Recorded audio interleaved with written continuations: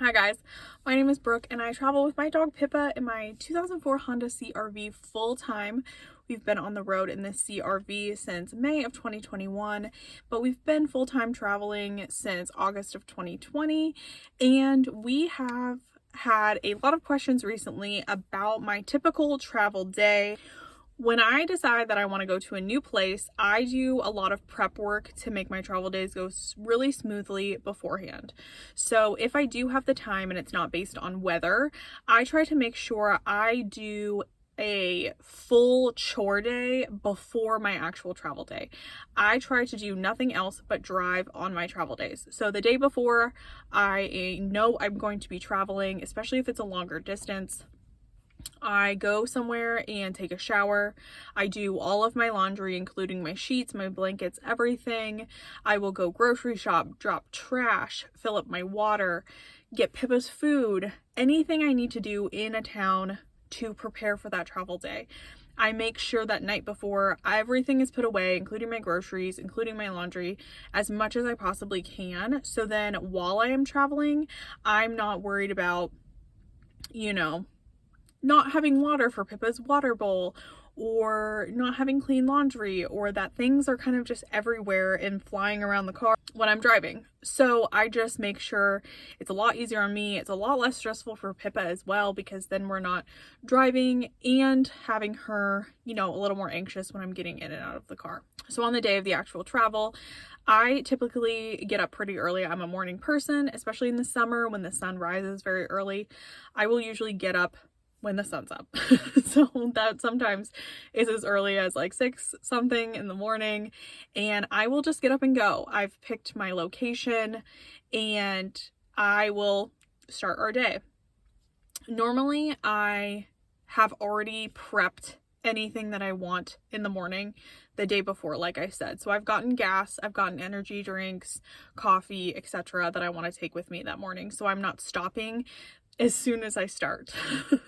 If I'm going into a location or going to a location that is further than 4 hours GPS, so in your Maps app, whatever it is, I max out at around 4.5 hours according to the GPS, because of traffic, unexpected events, etc. Sometimes that can take me a lot longer than I realize to just travel those 4 hours, especially if I'm not taking main highways and I'm taking kind of back ways.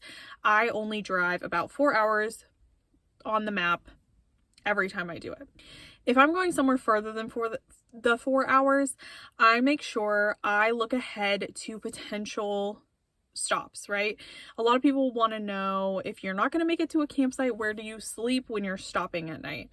And that is usually going to be pilots, loves, rest areas, or campsites that I've previously been to that I know are right off the highway, something that's not going to take me very far out of the way.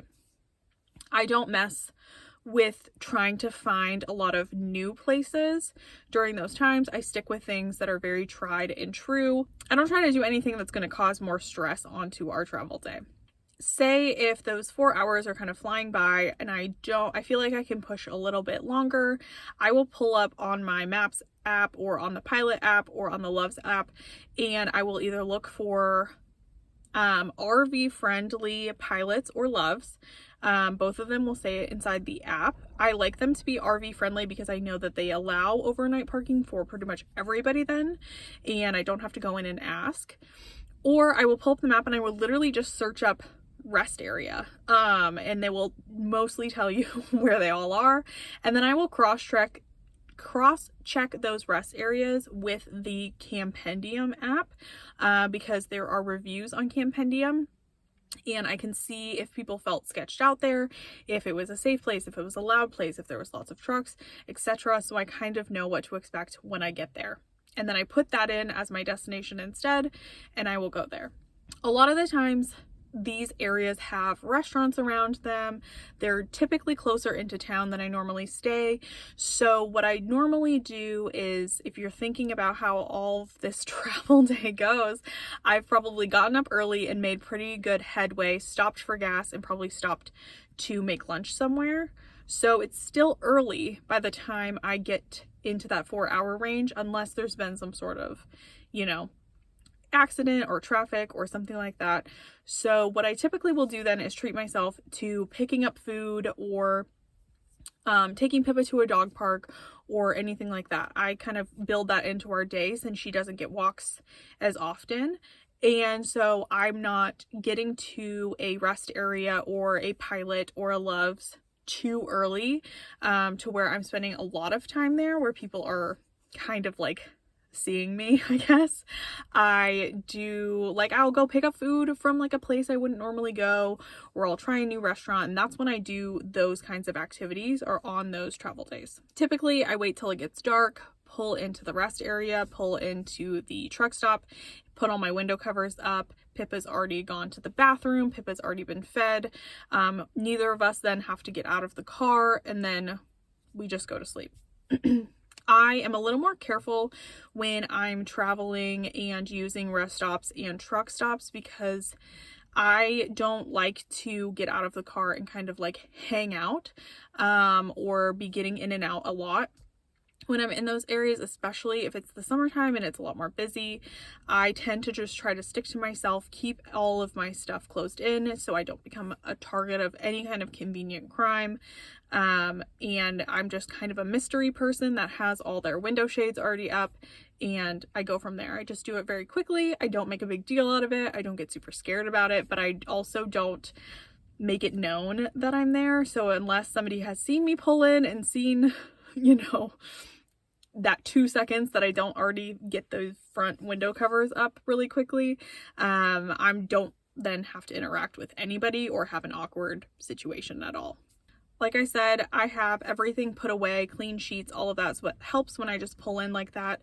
Then if I'm crawling from the front seat to the back when I pull into a place, it makes it really easy that I don't have a bunch of trash on the floor. All of my stuff is put away. Everything is in its home and is ready to just like slide into some fresh sheets and get some rest so I can get up early and finish out the drive wherever that might be the next morning.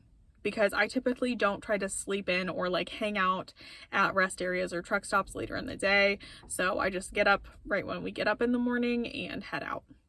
I also have kind of an unwritten rule for myself that I don't drive at night and I don't drive when I'm tired. So if I'm doing multiple days of travel back to back, like I recently just drove from Louisiana all the way back to the West Coast, I was doing multiple days of travel in a row. And I called it quits, even sometimes before the 4 hours, and took breaks at rest stops because I was tired. And I do not drive tired, and I don't drive at night. I used to be a road warrior where I drive, 16 to 18 hours at a time and just really push through. And I just don't find that appealing anymore, and it's also very unsafe, obviously. So I travel pretty slow. I travel kind of like an elderly retired couple. I pull over, I look at stuff, I pull over and get snacks and go to the bathroom, and like that's why that 4 hours sometimes takes me all day, because I don't want to exhaust myself by traveling. Like, I'm supposed to be enjoying traveling. So my travel days are not as stressful as some people who are trying to drive from one end of the country to the other as fast as possible. So I try to keep it to just 2. Usually within like an 8-hour radius, I can find a decent campsite that I can hang out for a few days, recoup, rest, and then I can plan to go somewhere else. I also don't like to make Pippa do too many driving days in a row as she's getting older. I think she does really well in the car, but I think it does affect her that, she's in the car while it's moving, and even though she doesn't get car sick, I'm sure it can't feel great for her. So I try not to force her into so many days of long travel at a time, and that's also why we take a lot of breaks, and that's why I prefer like Loves and things like that, because they do have fenced in areas where I can let her off leash and let her kind of stretch her legs and stuff as well. I only really let my gas tank get below half tank or a fourth a tank before I go ahead and stop and fill it up. A lot of people ask about gas prices and if that affects my travel at all. It really doesn't for me. Most of the time, if I know that I'm traveling, I have a pretty decent gas budget. I build $400 a month for myself into my budget just for gas. And most of the time, even if I'm traveling a lot, I really don't hit it most of the time. I also check the weather on the route that I'm traveling. The only thing that really ever concerns me is just not driving through rain the entire time. I do have trouble driving in rain for some reason. I don't know if it's because I'm getting older, if it's my eyesight, I'm not sure, and I just don't prefer to drive in the rain. So if it's going to be multiple days of rain or something like that, I will just wait it out. While I'm driving, Pippa usually stays up front. She does have a car harness. She does get buckled in.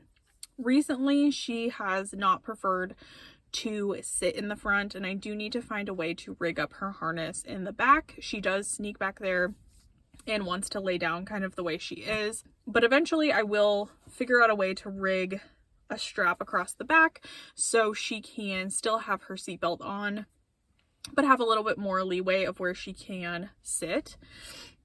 And then for me, I just listen to podcasts usually.